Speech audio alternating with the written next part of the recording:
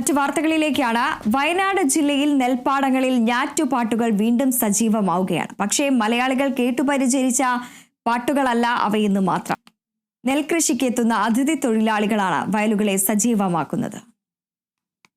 ഞാറു പറിക്കുമ്പോഴും നടുമ്പോഴും നെല്ല് കൊയ്യുമ്പോഴുമെല്ലാം ക്ഷീണമറിയാതിരിക്കാൻ മലയാളി പാടിയിരുന്നതാണ് ഞാറ്റുപാട്ടുകൾ.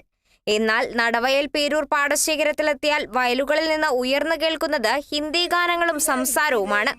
വയലിൽ പണിയെടുക്കുന്ന അതിഥി തൊഴിലാളികളുടേതാണ് ആ പാട്ടുകൾ. मेरे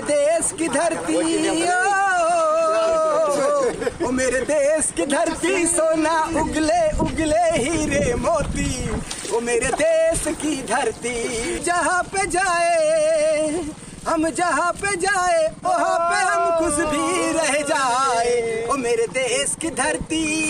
തദ്ദേശീയരായ തൊഴിലാളികളെ കിട്ടാതായതോടെയാണ് അതിഥി തൊഴിലാളികളെ പാടങ്ങളിലേക്ക് ഇറക്കിയതെന്ന് കർഷകർ പറയുന്നു. ഒരേക്കർ പറിച്ചു നടുന്നതിന് 5000 രൂപയാണ് കൂലി.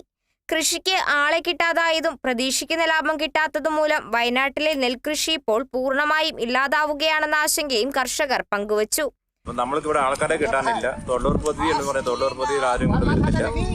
കൃഷിമെടുക്കാൻ ആളില്ല. നമ്മളിപ്പോൾ ബംഗാളിലാണ് ആശ്രയിക്കുന്നത്. ബംഗാളിൽ പറയുന്നത് അവരോടൊന്നും പണിയില്ല, പണി കുറവാണ്. കാരണം ഇവിടെ ഇത്രയും അതിൻ്റെ അതൊരു 4 ഏക്കർ നടിയിലുള്ള ഭാഗത്തെ എല്ലാം വിതയാണ്. കാരണം കിട്ടുന്നത് മുതലുള്ള കാഴ്ചപ്പാടില്ല. അപ്പോൾ ഇങ്ങനെയൊക്കെ പോയി കഴിഞ്ഞാൽ ശരിക്കും പറഞ്ഞാൽ വയൽനാട് എന്ന് പറഞ്ഞാൽ വയനാട് എന്ന് പറയുന്നത് വയലിൻ്റെ നാടാണ്. ആ നാടൊക്കെ ഇങ്ങനെ പോയി കഴിഞ്ഞാൽ അത് വന്യമൃഗങ്ങളുടെ നാടാവും എന്നാണ് ഞങ്ങളുടെയൊക്കെ സംശയം. വയനാട്ടിൽ മാത്രമല്ല മറ്റ് ജില്ലകളിലും സമാന സ്ഥിതിയാണ്. വയനാടിന് ശേഷം ഇവർക്ക് അടുത്ത നടിയിൽ പാലക്കാടാണ്.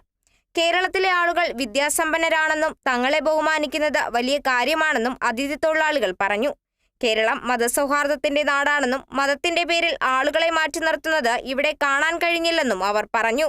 काम करने को बहुत अच्छा लगता है. केरला का आदमी बहुत एडुकेटेड है, वो सब कुछ समझता है. वो आदमी हमको बहुत अच्छा लगता है, वो हमको बहुत रिस्पेक्ट करता है, हम भी उनको रिस्पेक्ट करता है. वो एक साथ अच्छा तरह से रहता है. वो सबको बहुत प्यार देता है. हिंदू मुस्लिम कोई समझता है. हम कोलकाता का आदमी हिंदू मुस्लिम कोई केरला का वो हम समझ में नहीं पता है कौन हिंदू है कौन मुस्लिम है. एक हिंदू को एक मुस्लिम रेस्पेक्ट करता है, एक मुस्लिम को हिंदू रेस्पेक्ट करता है. Kerala vision news, Wayanad.